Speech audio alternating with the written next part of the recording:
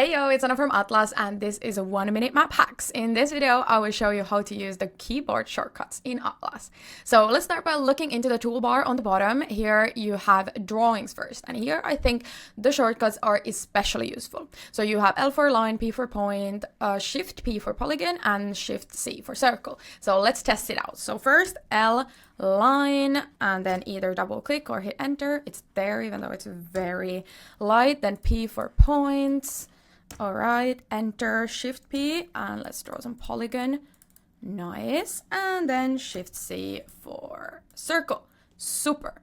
And then you have this lasso select here. So regularly you have S for regular select, but then if you hit Q, and you can do lasso select for all the features you see on the screen. And I show in another video what to do with this. And then you have also annotations where you can use shortcuts as well, like T for text or M for marker. So this is how you can use keyboard shortcuts in Atlas.